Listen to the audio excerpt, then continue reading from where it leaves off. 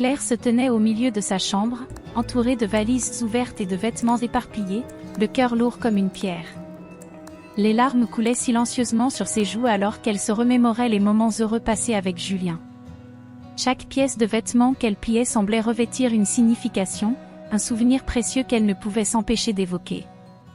Le pull qu'il avait porté lors de leur première randonnée, la robe qu'il avait complimentée lors de leur dernier anniversaire. Tout lui rappelait des instants de complicité, maintenant ternis par l'infidélité qui avait brisé leur union. « Pourquoi, Julien ?» murmura-t-elle, sa voix se perdant dans le silence de la pièce. L'absence de réponse raisonnable ne faisait qu'amplifier sa douleur. Elle avait besoin de fuir ce tourbillon émotionnel, de trouver un peu de paix dans la maison de campagne qu'ils avaient achetée ensemble avec tant d'espoir. Une fois les valises bouclées, elle quitta la ville, s'éloignant des souvenirs douloureux, mais aussi des promesses non tenues. À son arrivée à la maison, Claire fut accueillie par le spectacle enchanteur de la neige qui recouvrait tout le paysage. Les arbres, alourdis par le poids des flocons, semblaient murmurer des secrets de réconfort. Elle poussa un profond soupir, laissant le calme l'envahir, mais une solitude écrasante l'étreignait. Le silence de la campagne contrastait trop avec le tumulte de son cœur. Elle s'assit sur le canapé, les yeux perdus dans le vide, consciente que ce lieu, qui avait autrefois été un refuge, n'était plus qu'un rappel de ce qu'elle avait perdu. « Je dois me ressourcer », se dit-elle à voix haute, comme pour se convaincre. Elle décida de sortir prendre l'air, espérant que la froideur de l'hiver apaiserait ses pensées tourmentées. Enfilant son manteau et une écharpe, elle sortit, ses pas crissant sur la neige fraîche. La lumière douce du soleil d'hiver illuminait le chemin, mais son esprit était ailleurs. En se promenant dans les bois, Claire se laissa distraire par la beauté du paysage, mais bientôt, un détail attira son attention. Une voiture, coincée dans une congère, se tenait là, presque comme une apparition dans ce tableau blanc. Intriguée, elle s'approcha lentement, son cœur battant à l'idée de découvrir qui avait pu se retrouver dans une telle situation. Peut-être une promesse d'interaction humaine, une échappatoire à sa solitude. Qui peut bien être dans cette voiture, pensa-t-elle, frissonnant légèrement, non seulement à cause du froid, mais aussi de l'anticipation.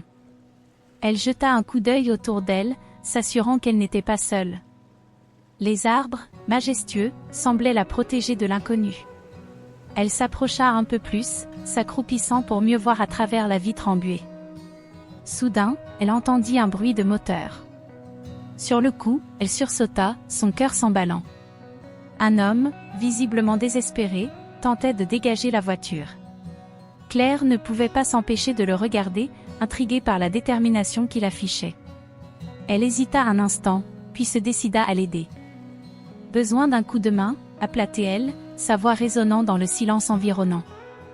L'homme se retourna, surpris, mais un sourire éclaira son visage. « Oh, merci. Je n'aurais jamais cru que quelqu'un serait ici pour m'aider. »« Je m'appelle Marc, » répondit-il, essuyant la sueur de son front. « Je suis complètement perdu. J'avais un rendez-vous important dans le village voisin et voilà où cela m'a conduit. » Claire se présenta à son tour, ressentant une connexion immédiate, une légèreté dans l'air qui apaisait son cœur meurtri. Elle n'avait pas prévu de rencontrer quelqu'un dans cet endroit isolé, mais chaque mot échangé semblait briser un peu plus la carapace qu'elle avait construite autour d'elle. Ensemble, ils se mirent à travailler pour dégager la voiture, chacun offrant son aide dans cet effort commun, ignorant que cette rencontre allait bouleverser le cours de leur vie. Claire s'approcha de la voiture coincée dans la congère, son cœur battant plus vite à mesure qu'elle examinait l'intérieur. À travers la vitre embuée, elle aperçut une écharpe rouge posée sur le siège passager.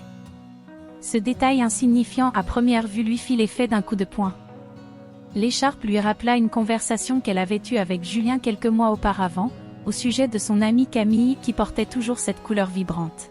« C'est une couleur qui lui va si bien », avait-elle dit en riant, mais maintenant, cette image douce se mêlait à une douleur sourde. La trahison de son mari, si fraîche dans sa mémoire, semblait se matérialiser devant elle, comme si cette écharpe était un symbole de son infidélité. Soudain, un bruit de moteur la fit sursauter. Elle tourna la tête et vit un homme, visiblement en difficulté, tentant de dégager sa voiture en utilisant une pelle de fortune. Claire hésita un instant, son instinct de retrait la poussant à faire demi-tour, mais quelque chose en elle l'en empêcha. Peut-être était-ce le besoin de se distraire, ou simplement l'envie d'aider quelqu'un d'autre dans une situation difficile. Elle s'avança, son souffle se mêlant à l'air froid et pur de la campagne. « Vous avez besoin d'un coup de main ?» demanda-t-elle, sa voix tremblante légèrement à cause du froid. L'homme se retourna, surpris. Ses traits étaient marqués par l'inquiétude, mais il afficha un sourire reconnaissant. « Oui, je vous remercie. Je suis Marc. J'essaie de sortir de cette neige, mais je n'y parviens pas. » Claire, impressionnée par son calme, se présenta en retour. « Je suis Claire. Je viens de m'installer ici pour un moment. » « Enchantée, Claire. Je suis désolée de vous déranger dans votre retraite. » Marc se redressa, essuyant la sueur de son front. « Je me rendais à une réunion importante dans le village voisin, mais je n'avais pas prévu que le temps tournerait ainsi. Ce n'est pas un problème. Je peux vous aider à pousser la voiture. » Claire se positionna derrière le véhicule, essayant d'évaluer la meilleure façon d'agir. Ils commencèrent à travailler ensemble, poussant et tirant, mais chaque mouvement était un effort colossal. Pendant qu'ils luttaient contre la neige, Claire ne pouvait s'empêcher d'observer Marc. Il était déterminé, mais il dégageait aussi une douce mélancolie qui résonnait avec sa propre douleur. Elle brisa le silence, sa voix hésitante au début. « Vous savez, je suis ici pour me ressourcer. Des temps difficiles, vous comprenez ?» Marc se tourna vers elle, ses yeux bruns scrutant son visage. « Je comprends mieux que vous ne le pensez. Parfois, il faut s'éloigner pour trouver un peu de paix. Mon mari, il m'a trahi. » Claire sentit une vague de vulnérabilité l'envahir alors qu'elle parlait. « Je pensais que tout allait bien, mais... je suis vraiment désolée. » Marc baissa les yeux, son visage trahissant une empathie sincère. « La trahison est un coup dur. J'ai vécu quelque chose de similaire. C'est dévastateur. » Leurs échanges se poursuivirent, les mots devenant une sorte de catharsis partagée. Claire se sentit plus légère à chaque confession, comme si elle déversait un poids qu'elle avait porté seule trop longtemps. Pourtant, alors qu'il poussait la voiture, un frisson traversa son échine, une pensée furtive sur son passé émergea, mais elle la chassa rapidement. Pour la première fois depuis longtemps, elle avait trouvé quelqu'un avec qui se connecter. Alors qu'il prenait une pause, Marc regarda autour de lui, observant les flocons de neige tomber lentement. Vous savez, la neige a une manière d'apporter une certaine magie. Tout devient silencieux, comme si le monde s'arrêtait un instant. Oui, c'est beau, répondit-elle avec un sourire léger, mais son esprit était encore hanté par l'écharpe rouge. Elle se demanda si, en ce moment, elle était vraiment prête à laisser son passé derrière elle. Claire et Marc se penchaient sur la voiture embourbée, leurs mains engourdies par le froid, mais une chaleur inattendue émanait de leur interaction. Alors qu'ils poussaient ensemble le véhicule, Claire ne pouvait s'empêcher de glisser quelques mots sur sa vie. Elle prit une profonde inspiration, sentant la neige crisser sous ses bottes. « C'est incroyable comme un simple bruit de moteur peut chambouler une journée, n'est-ce pas ?» lança-t-elle, un sourire timide sur le visage. Marc hocha la tête, ses sourcils légèrement froncés. « Oui, surtout quand on ne s'y attend pas. Mais parfois, ces imprévus nous mènent à des rencontres inattendues. » Claire le regarda, intriguée par sa perspective. « Vous pensez que c'est ce qui se passe entre nous? Une rencontre inattendue? Peut-être. Ou peut-être que le destin a un sens de l'humour. » Il lui fit un clin d'œil, et ils éclatèrent de rire ensemble, ce qui brisa un peu la glace qui les entourait. Alors qu'ils continuaient à pousser, Claire se sentit soudainement à l'aise. « Vous savez, j'ai quitté Paris pour me ressourcer. Mon mari, enfin, je viens de découvrir qu'il m'a trompée. » Sa voix se brisa légèrement sur les derniers mots, mais elle se força à continuer. « Je pensais que notre amour était solide, mais tout s'est effondré. » Marc s'arrêta, la regardant avec intensité. « Je suis désolée d'entendre ça. Ça doit être vraiment douloureux.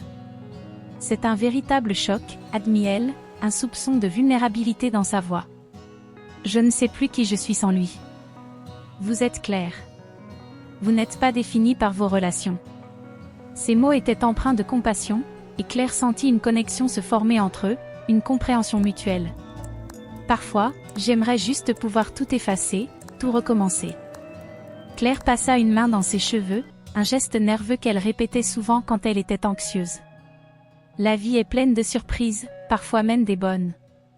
Marc désigna le paysage enneigé autour d'eux. Regardez cette beauté. Parfois, on doit se perdre pour vraiment apprécier ce qu'on a. Claire regarda la neige scintillante, réfléchissant à ses paroles. Vous avez raison. Peut-être que cela pourrait être une nouvelle opportunité pour moi. Soudain, le vent se leva, apportant avec lui des flocons de neige qui dansaient dans les airs. L'atmosphère changeait, et Claire sentit un frisson d'excitation mêlé à l'inquiétude. On devrait peut-être se dépêcher, non? Cette tempête ne semble pas vouloir attendre. Marc acquiesça, son regard s'assombrissant légèrement. Oui, il vaut mieux se mettre à l'abri.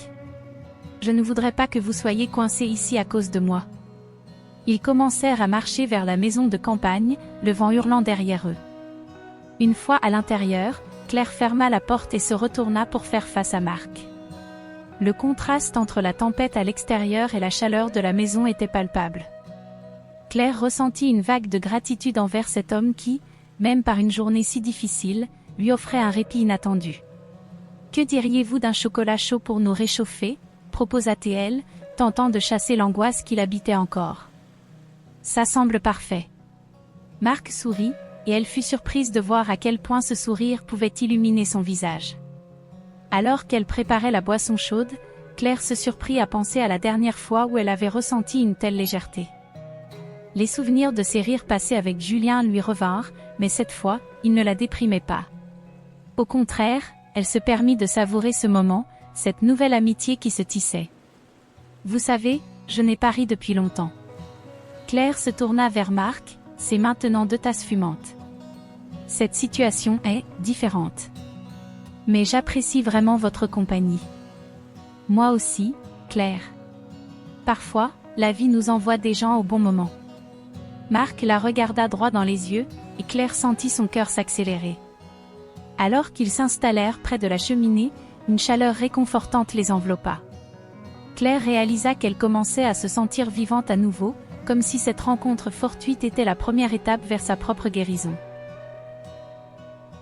Claire se tenait dans la cuisine de la maison de campagne, un léger parfum d'herbe et d'ail flottant dans l'air.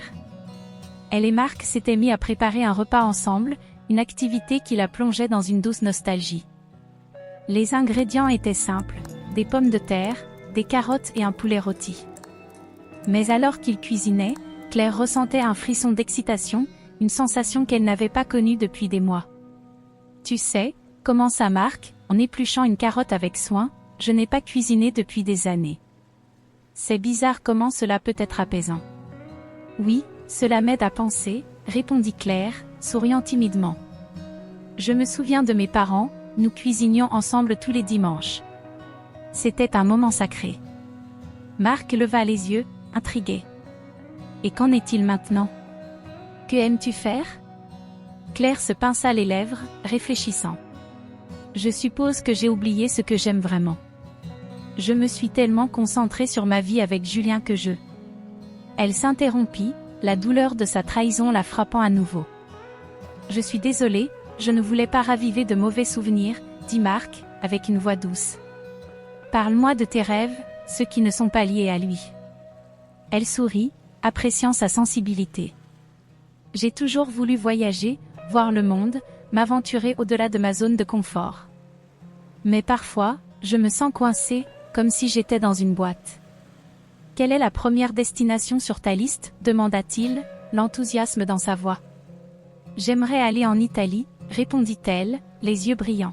« L'architecture, la nourriture, la culture. C'est comme un rêve que j'ai toujours eu. » « Alors, pourquoi ne pas commencer par là ?»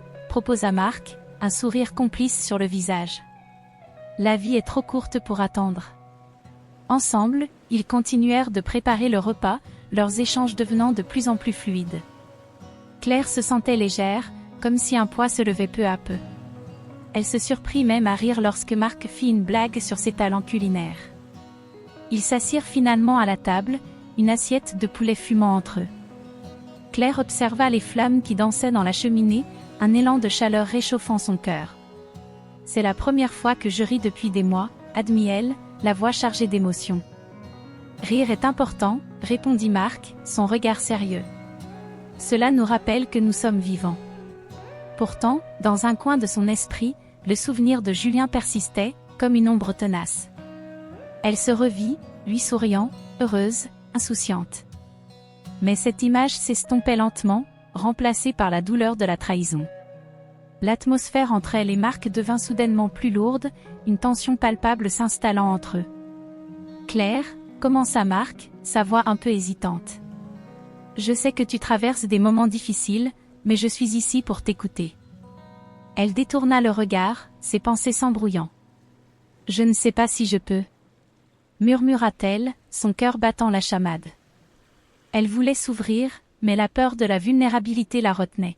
« Tu n'as pas à dire quoi que ce soit si tu ne le souhaites pas, » dit-il, avec une compréhension profonde, comme s'il savait que la confiance ne viendrait pas facilement.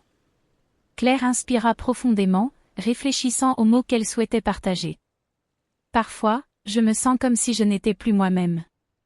Comme si tout ce que j'étais avait disparu avec lui. » Marc hocha la tête, attentif. « La trahison peut nous faire perdre notre identité, mais elle ne doit pas définir qui nous sommes. Tu es bien plus forte que tu ne le crois. » Elle lui lança un regard, surprise par la sagesse de ses mots. Un silence confortable s'installa, brisé seulement par le crépitement du feu. Pour un instant, Claire oublia ses peines, se concentrant sur le moment présent. Mais, dans le fond de son cœur, l'écho de Julien persistait, l'empêchant de se libérer complètement. Une lutte interne s'installait, un conflit entre la douleur du passé et la promesse d'un avenir meilleur, un avenir qui semblait, pour la première fois, à portée de main.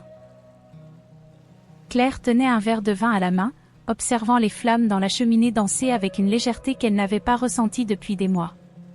L'endroit était chaleureux, une atmosphère cocooning enveloppait la pièce, mais son esprit était en ébullition. Marc, assis en face d'elle, avait partagé un peu de son passé, révélant qu'il avait lui aussi été trahi. « C'est étrange, n'est-ce pas ?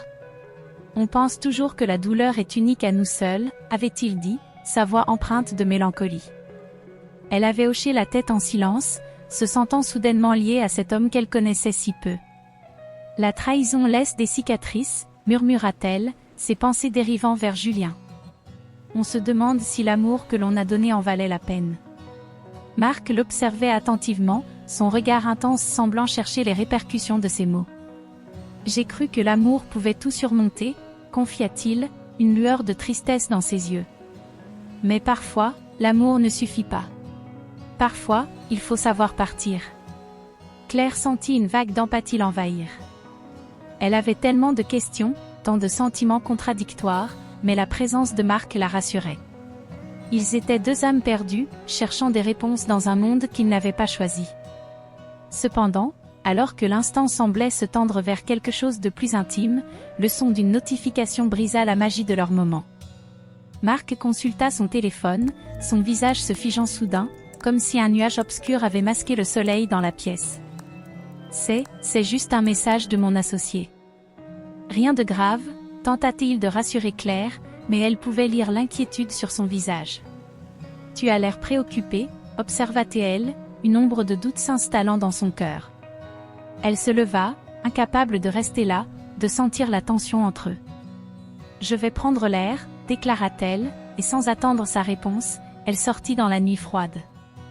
À l'extérieur, la neige tombait doucement, recouvrant le monde d'un manteau blanc. Claire respira profondément, espérant que l'air frais chasserait les pensées sombres qui l'assaillaient. Mais alors qu'elle marchait, perdue dans ses réflexions, une silhouette familière émergea des flocons. Son cœur se serra. C'était Julien. « Claire » murmura-t-il, sa voix brisée par le vent. Elle se figea, incapable de bouger ou de répondre. Les souvenirs de leur vie ensemble, de leur rire, de leur amour, affluèrent à son esprit, mais ils étaient désormais teintés de trahison. « Je suis désolé, » continua-t-il, s'approchant lentement. « Je suis ici pour m'excuser, pour tout expliquer. » Les mots de Julien résonnaient comme un écho lointain, mais Claire sentait son cœur se durcir. Elle ne voulait pas entendre ses excuses. « Tu n'as rien à dire, répondit-elle, sa voix ferme malgré la douleur qui lui broyait le cœur. Tu m'as trahi, et tu penses que des mots peuvent tout effacer ?» Elle recula, les yeux rivés sur lui, tentant de rester forte, mais l'image de Marc lui revenait en tête. Pourquoi était-elle ici, à revivre ce moment humiliant? À cet instant précis, elle se rappela de Marc, de sa gentillesse, de leur connexion. Elle avait besoin de tourner la page, de se libérer des chaînes de son passé. « Je ne suis pas celle que tu as connue, » murmura-t-elle, plus pour elle-même que pour lui. « Je mérite mieux. » Julien fit un pas en avant, mais Claire le repoussa mentalement. Elle ne pouvait pas se laisser entraîner dans un tourbillon de souvenirs. Elle se retourna, fuyant cette apparition, et retourna vers la maison, prête à affronter Marc et à décider de son avenir, qu'il soit avec ou sans lui. Dans la chaleur de la maison, elle se sentit tiraillée entre deux mondes. La réalité de Julien et l'espoir de Marc. La neige continuait de tomber, recouvrant le sol d'une douce couche de blanc, comme une promesse de renouveau. Claire, le cœur battant, franchit le seuil de la maison de campagne, une ombre de confusion et de colère dans les yeux. Ses pensées tourbillonnaient autour de la figure de Marc, l'homme avec qui elle avait partagé des instants de réconfort, mais dont la présence soudaine était désormais entachée par la découverte troublante. Elle était persuadée qu'il avait été l'amant de son mari, Julien. Cette idée la rongeait, piquant sa fierté et sa douleur à vif. En entrant dans le salon, elle aperçut l'écharpe rouge négligemment posée sur le canapé, une couleur éclatante dans la pièce baignée par la lumière tamisée du feu. L'écharpe, si familière, lui évoqua ce moment où elle l'avait vue dans la voiture embourbée. Ses mains tremblaient alors qu'elle la prenait, l'examinant sous toutes ses coutures. « C'est la même », murmura-t-elle pour elle-même, les larmes aux yeux. L'angoisse prenait le pas sur sa raison. Elle se sentait trahie, non seulement par son mari, mais aussi par celui qui, pensait-elle, avait été un ami dans son désespoir. « Pourquoi ?» demanda-t-elle à voix haute, s'adressant à l'espace vide autour d'elle. « Pourquoi m'as-tu menti, Marc ?» La solitude du lieu accentuait son désespoir. Une rage sourde l'envahissait alors qu'elle réalisait que la seule chose qu'elle désirait, c'était d'être libre de ce passé qui l'étouffait. Elle savait ce qu'elle devait faire. S'approchant de la cheminée, Claire prit une profonde inspiration, le cœur lourd. Elle alluma un allume-feu, avec précaution, laissa les flammes embraser l'écharpe rouge. Le tissu se mit à crépiter, se tordant et se déformant sous l'effet de la chaleur. « C'est la fin, » dit-elle, sa voix tremblante, mais résolue. La fin de cette douleur. Le crépitement du feu lui semblait presque apaisant, comme un chant de rédemption. Chaque instant où l'écharpe se consumait, elle se sentait plus légère, comme si un poids immense se levait de ses épaules. Mais alors qu'elle observait les flammes danser, la porte d'entrée s'ouvrit brusquement. Claire sursauta, le cœur battant, et se retourna pour voir Marc se tenir là, trempé de neige, le visage marqué par l'inquiétude. « Claire » s'écria-t-il, l'air alarmé. « Qu'est-ce que tu fais ?» Elle se redressa, se sentant prise au piège entre la colère et le soulagement. « Tu n'as pas à savoir, Marc. Tu es parti, et j'ai compris qui tu es vraiment. » Ces mots, aigus comme des flèches, transpercèrent l'air froid. Ses yeux, d'ordinaire si doux, brillaient d'une intensité nouvelle. Marc avança un pas, les mains levées en signe de paix. « Laisse-moi expliquer. » « Ce n'est pas ce que tu penses », sa voix était empreinte de désespoir. « Je ne suis pas l'amant que tu crois. Je suis le frère de Julien. » Le silence s'installa dans la pièce, lourd et pesant. Claire cligna des yeux, tentant de comprendre. « Le frère de Julien » répéta-t-elle, l'incrédulité tintant sa voix. « Mais pourquoi ? » « J'ai découvert l'infidélité de mon frère avant que tu ne le saches, » continua-t-il, le regard brûlant de sincérité. « Je voulais te protéger, mais je ne savais pas comment. Je suis venu ici pour t'apporter du réconfort, pas pour te blesser. » Les mots de Marc résonnaient dans son esprit, créant un tumulte d'émotions. Elle avait pensé qu'il était un traître, mais maintenant, la réalité se dessinait sous un jour nouveau. Elle respira profondément. « Et l'écharpe » demanda-t-elle, la voix encore tremblante. « Pourquoi l'as-tu laissée ici ?»« Je l'ai oubliée en partant, » admit-il, son regard se faisant plus tendre. Je voulais te dire que je suis là pour toi, si tu me laisses une chance. Claire hésita, le cœur balançant entre le passé et un futur incertain. L'écharpe consumée dans la cheminée lui avait déjà offert une forme de libération, mais elle se rendait compte qu'il ne s'agissait pas seulement de cela. Peut-être que la vie lui offrait une nouvelle chance, une opportunité d'apprendre à aimer à nouveau. Je ne sais pas ce que l'avenir nous réserve, finit-elle par dire, la voix plus calme. Mais je suis prête à écouter.